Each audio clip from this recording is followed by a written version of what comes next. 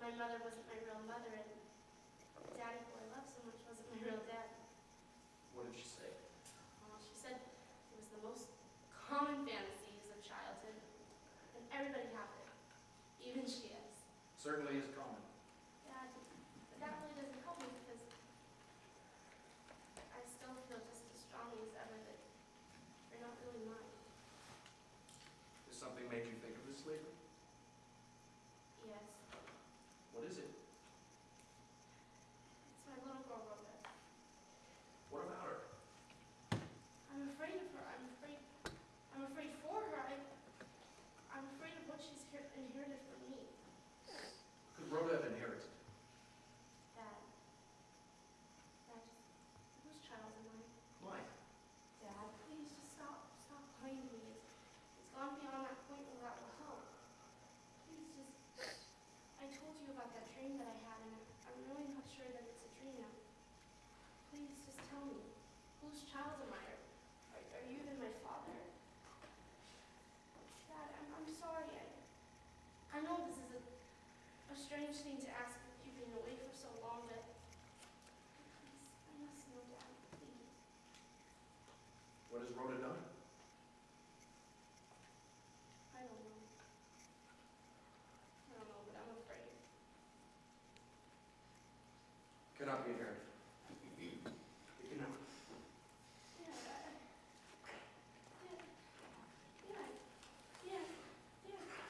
Dad, are you okay? But what? I'm fine. Please just Dad? give me a glass of water.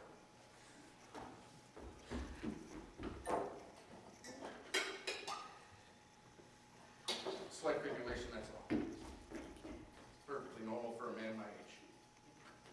With fibrillation comes dizziness. It's also normal. I'm fine. I'm sorry, Dad. I'm sorry. I won't ask any more questions. I'm really sorry. I think that's best. Let's just close the book. Only I know the answer now. The answer? We found me someplace.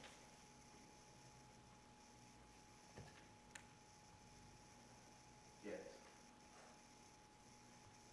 In a very strange place. In a strange way. I think I know the place. I don't think you could. You were less than 2 years old. Well, Dad, I either remember it or I dreamed it. What kind of dream? Well, I dream of a room in a house in a countryside where there are orchards. You know, I share a room with my brother who's older than I. And is it my mother? My mother who comes to take care of him. She's a lovely, graceful woman, like an angel. You know, I suppose my brother must have died for I'm left alone in the room. And I remember one night, I wake up and I just feel terrified, and I can't stand to be in the room any longer, so I jump out the window, fall below to the grass, and hide in the tall weeds beyond the first orchard. I can't recall much more except this morning comes, I'm thirsty, and I keep drinking the pippins that fall off from the tree. I hear my mother calling my name. But I don't answer her because I'm afraid. I'm so afraid, so I stay in the weeds and I hide. Is it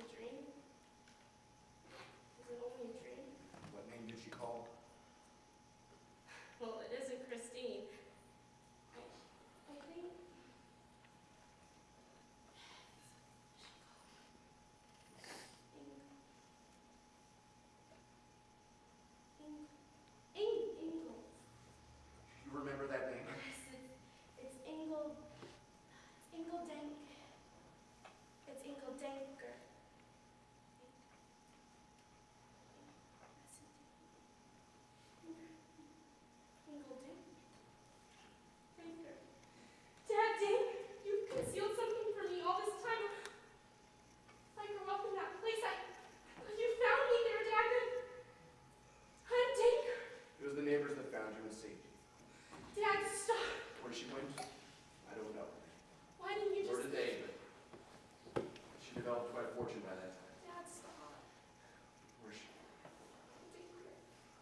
She made off, leaving one child. A sweet and beautiful little child. With the most enchanting smile I'd ever seen. I was in town covering a case for a Chicago paper, and I wired my wife to join me. You couldn't resist me. Why didn't you just leave me there? I would have been better off if you just left The me. neighbors that found you and saved you, would you rather have stayed with them? Oh, it's hard. Dad, you've been a wonderful father to me. I thank you for that, but Dad, but that place and that woman, Dad, she was my mother, that evil woman. There are places and events in every man's life he doesn't wish to remember, Chrstine. Let it hurt you now. It's past and doesn't touch you. I wish I died then. I wish it. I just wish Chrstine, it. it hasn't mattered where you came from. You've been sound and sweet and loving. If it had been my own, I couldn't hope for more. You know nothing but love and kindness from us that we've given. Love and kindness and sweetness all your life. Kenneth loves you. You make him happy. And Rhoda is a sweet and sound little girl. Is she, Dad? What has she done? Dad, she's... It's as if she were born blind. It cannot happen. It does not happen. Dad, you don't... Excuse me, please, but Rhoda has eaten her dinner, tired of her puzzle, and now she wants a book. Yeah, we haven't even started yet, Monica. And I haven't met Mr. Bravo. How do you do? I'm Mrs. Breedlove. I'm to put you up and promise not to annoy you. Now, newspaper men are crusty, bitter, irascible. We have a lot in common. Look, you can put up with me, you're a saint. Oh, Rhoda! Daddy! oh, isn't she perfection? Next to Daddy, you lift me up best. Why do you look at me like that? Because I want to see your face. You know, Mr. Bravo, these Penn marks are the most enchanting neighbors I've ever had. Now I'll want Rhoda for dinner every night. Tell me, Mr. Bravo, didn't you write the fingerprint series? I'm afraid I was guilty of that about 20 years ago. Oh, I read the first volume to pieces and wept over it until the parts I loved most were illegible, and then went out and bought another. I met my mother, Chrstine. I don't disappoint you. Anyway, I'm large. I love the way you read books to pieces. It's good for royalties. You know, I have to get dinner ready. Yeah. Guess it's best if I go upstairs and get ready for the evening, too. Well, I'll take you up if you want to go now. It would be so kind. It's the next floor, Bob.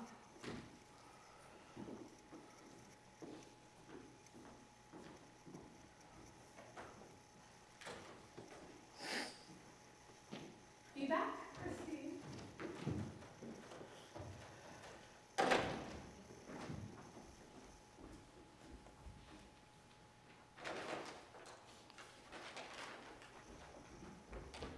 What are you doing? Nothing. Is that for the incinerator? Yes. Let me see it. No. What is it? Something you told me to throw away. Rhoda, just let me see it. No. Just let me see it.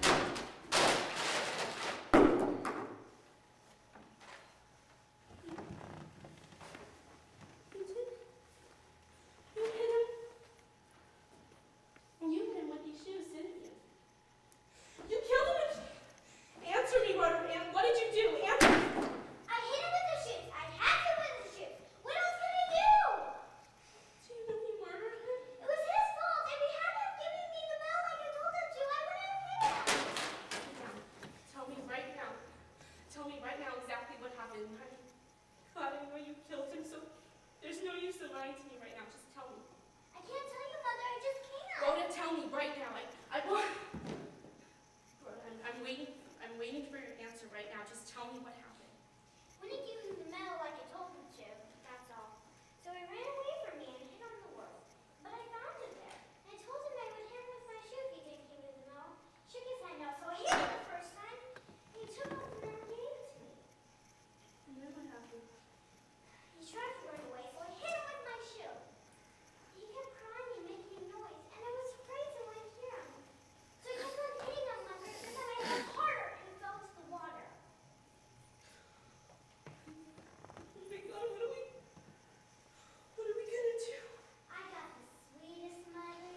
I can't say I have the sweetest mother in the world. How did the bruises get on the back of his hands, Rhoda? He tried to pull himself back onto the wharf after he fell into the water. I wouldn't have hit anymore. He kept saying he would tell me. Please say you won't let them hurt me. No, Dad. I won't let them hurt you. I promise. I don't know what must be done, but I promise I won't let them hurt you. I want to play the way we used to play. Will you play with me? Mother, will you give me if I give you a basket of kisses? Stop, Rhoda. Please Would stop. you give me an answer, Mother? What will you give me if I give you a basket of kisses? Stop, Rhoda. Just go. Go away. We have nothing to say to each other. Okay. Rhoda.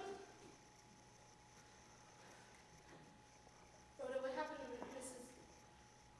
Clear's house? I know so much now, Mother won't matter.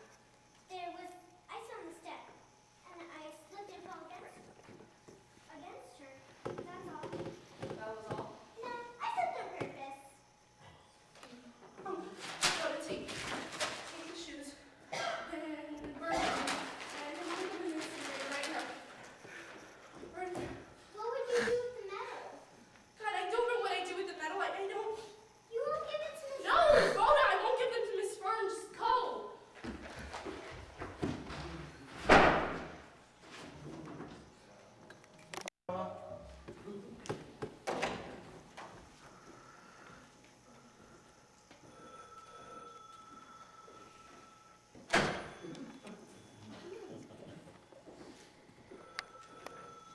Better answer that phone.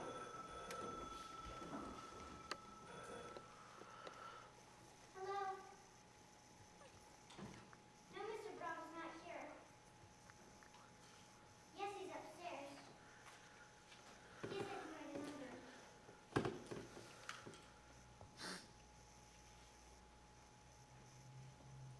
Yes. I'll tell him. Okay.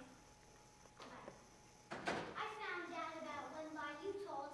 There's no such thing as a stick bloodhound. So I'm not supposed to talk to Miss Goody Goody. Then don't. Where is your mama? Upstairs. Well, for your own sake, I'll tell you this much. There may not be any stick bloodhounds, but there's a stick. And you better find that stick before the police do, elsewise it'll turn blue and they'll put you in the electric chair. There isn't any stick any more than there's any stick bloodhound. You know the noise an electric chair makes? It goes zzz, and you swivel all up like bacon does when your mother's frying. Go into the garbage. They don't put little girls in the electric chair. I don't. Got a little room for little boys and a little pink one for little girls.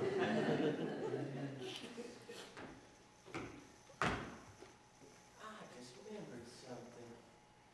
Just in one of the papers, you were wearing those shoes with cleats on you. How come you don't wear them anymore? You're silly. I never had any shoes like that. Wait. Nah, I didn't like it. Spilled water when I walked them off. They hurt my feet, so I gave them away. You know something? You ain't that with no shoes, you with that stick. You know, with them shoes. You ain't right this time. You're silly. You think I'm silly because I said about the stick. All I was trying was make you say, no, it wasn't no stick, it was my shoes. I knew it was. You lie all the time. All the time. How come I got them shoes then? Where did you find them? Came in your pocket, got them right out of your room. It's just more lies. I burned those shoes. I put them down in the incinerator and burned them. Nobody's got them. I don't say that wasn't smart. I was. Only suppose I heard something coming back rattling down the incinerator, and I think to myself, that sounds like a pair of shoes with cleats on. So I run over there real quick, and there they is. Only smoke the least little bit. Well, I'm not saying you burn them a little. You can burn them all up if you wanted to. Yes. Now, listen to this and tell me which was the signal. I work in the garage, and suddenly I hear a pair of shoes with cleats come tumbling down the incinerator. So I run over there real quick and open it up, grab them off the cones. Oh, there scores some. Just a little plain left to turn blue. Just a plain left to turn blue and put you in the electric chair. Give me back my shoe. I get out those shoes he's wearing. Nobody but you can find. Give me back my shoes. They're mine. Give them back to me. I'm not giving this back till I'm good and ready.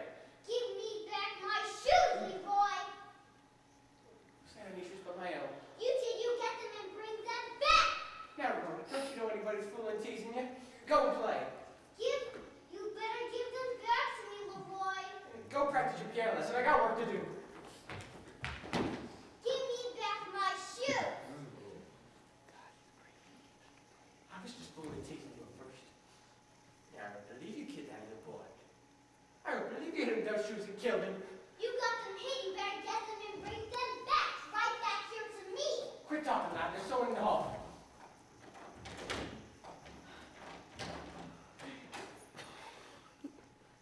What were you just saying to him? Nothing. You may go, Leroy, right now. Okay. There's a number from Mr. Bravo call.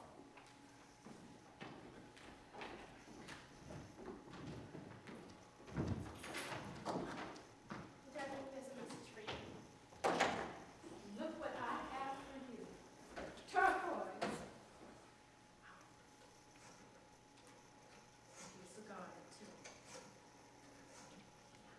Let me show you something. Hello? Hey, Emory.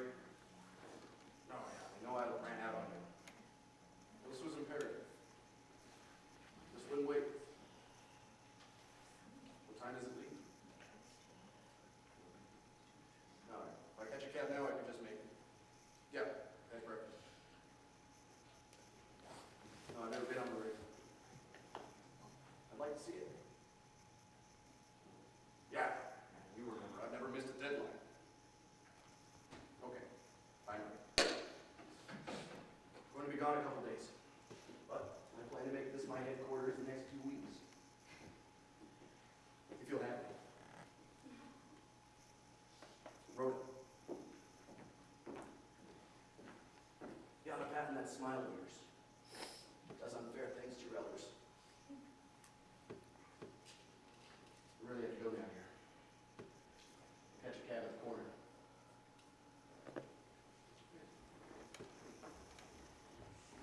Chrstine, you're the bright thing in my life. It's you I live for. You I love. No matter what happens, I want you to remember that. Don't worry. Everything will turn out fine. You come back soon? I will. My bags are upstairs. I'll get them. Don't follow. It'll be quicker.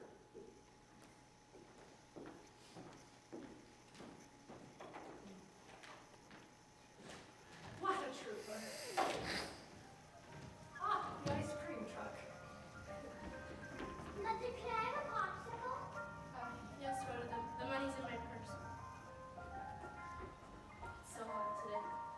Oh, yes. Oh, the streets seem deserted.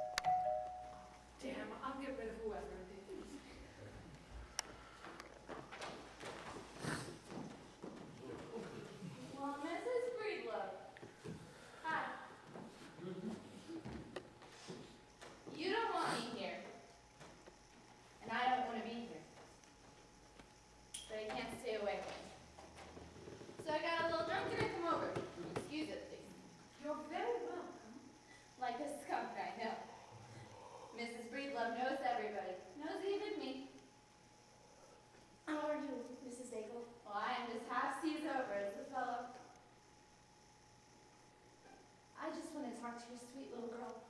She was one of the last to see my Claude alive. Yes, I know. So where do you keep the perfect little lady who was the last to see my Claude alive? She's out playing. I am just unfortunate, that's all. Drunk and unfortunate. Only she was right outside when I passed by a minute ago, ladies and gentlemen.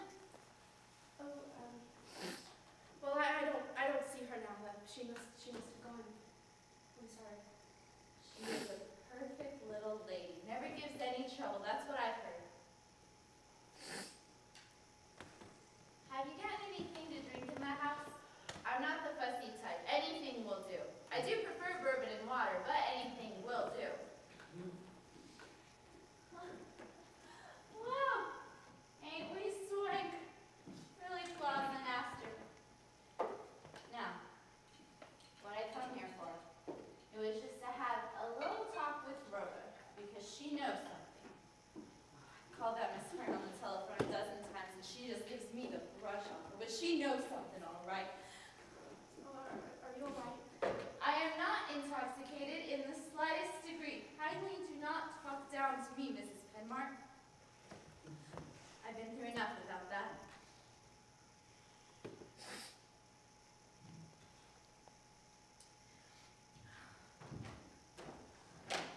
I got that change, Mother. Very well, Rhoda.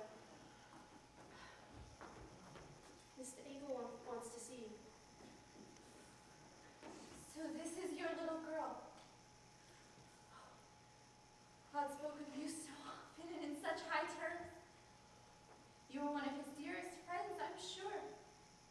He said you were so bright in school.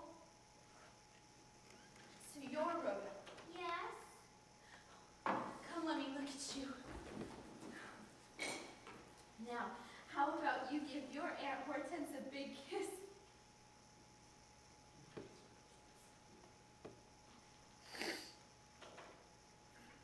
You were with Claude when he had his accident, weren't you, dear?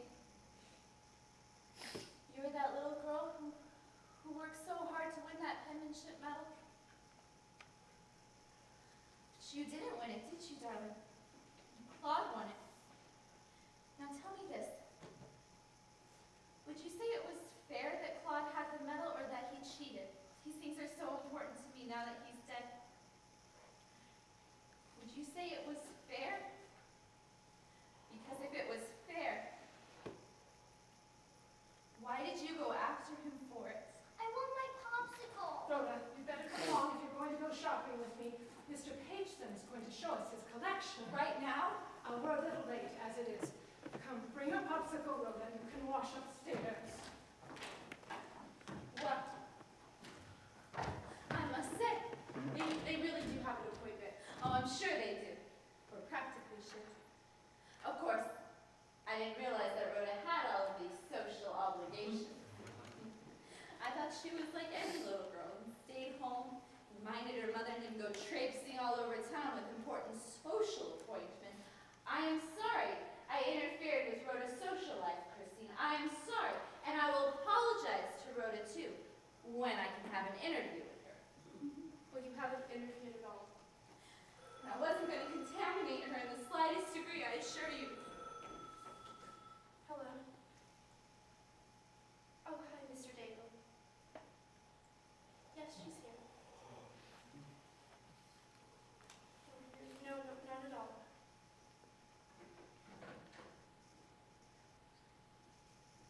Did you tell him that I was drinking and making a spectacle of myself? Did you tell him to send out the patrol wagon? You heard what I just said. All I said was that you were here. Your husband is across the street in the drugstore. I was just gonna ask her a few simple questions. Well, perhaps another time might be better. You think because I'm lit. Well, I'm not lit in the slightest degree, I assure you. But Rhoda knows more than she's told anyone, if you'll pardon me for being presumptuous. I talked to that guard, remember? And it was a long and interesting conversation. And he said he saw Rhoda on the wharf right before Claude was found among the piling. No, she knows something, all right.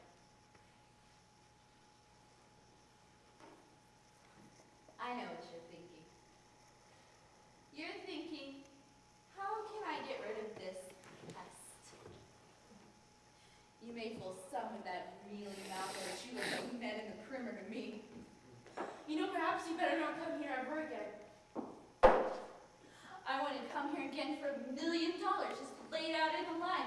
I wouldn't come here in the first place if I'd known all about Rhoda's social obligations. No, I won't wait for Mr. Daigle. I will go home by myself.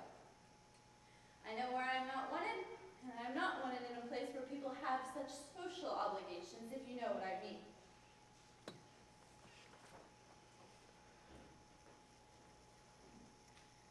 You're looking sort of sick and sloppy.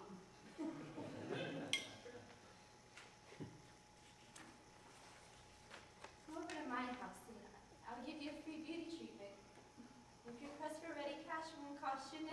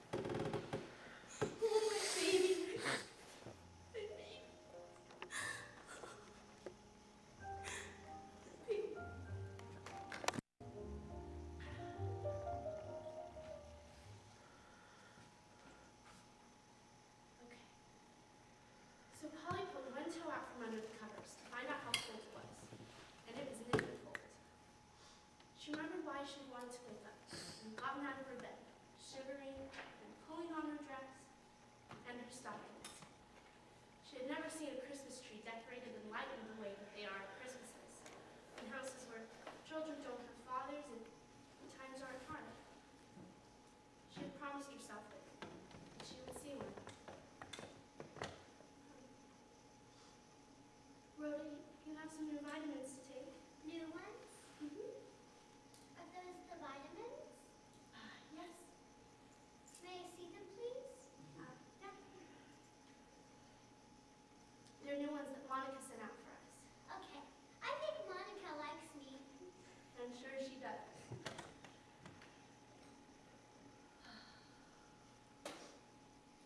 Mommy, Yes? do you love me? Yes, of course I do. You told me. Do you know about Leroy? Yes. You told me to put my shoes in the incinerator, didn't you? Yes, I did. Did you do something with the metal? Well, I drove out to Benedict's today to visit the Fern school, and I made an excuse to go out on the pier and drop the water in the deep ocean. Mommy, Leroy had my shoes and he said he would tell the police about me. And they put me in the electric chair, so I have to. Rhoda, it's okay, okay? You don't have to say anything. Okay. Will you read more now? Yes, but you first must take these.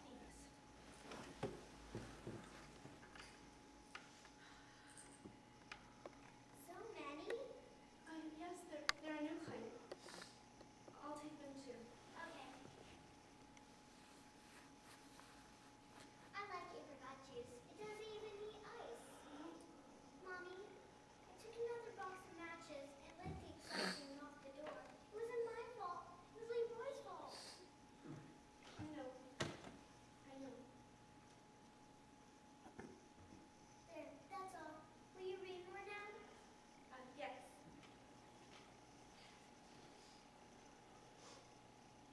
Good night, Rhoda.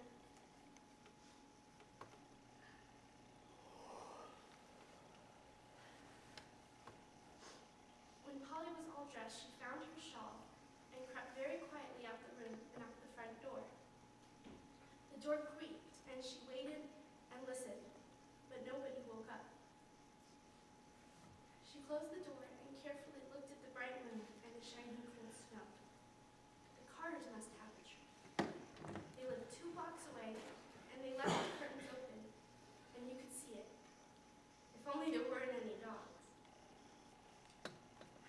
Polly walked carefully on the hard snow on the walk, keeping the warm shawl close around her. It was further than she remembered to the Carters' home, but she could see that there were lights in the windows. She came near it, only making a little creaking noise on the snow, and stood a while before she dared go near.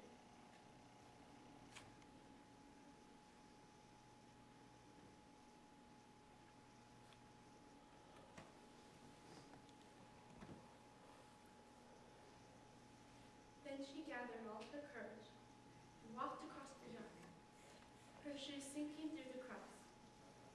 The Christmas tree was right in the front window, and the lights were on in the house, so she could see the fruits and bells and strings of popcorn and candy, and the silver star at the top.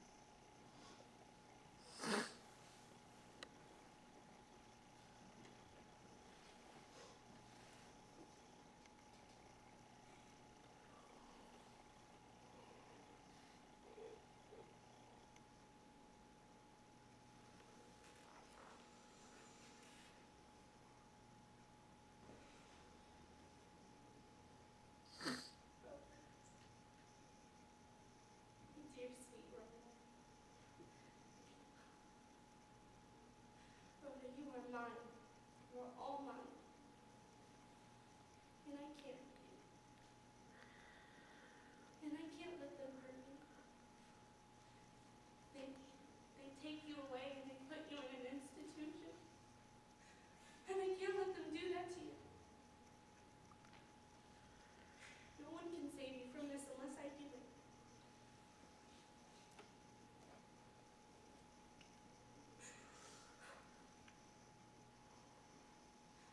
So sleep well and dream well.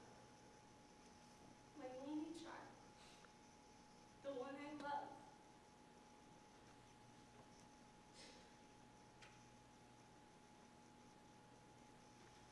And I shall sleep too.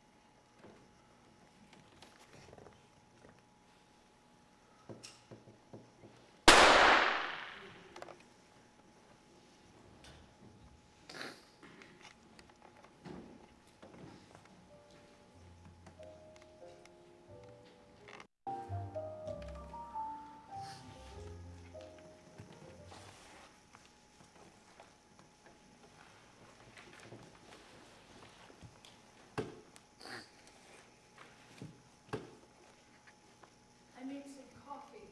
Anybody want some? That's a thought.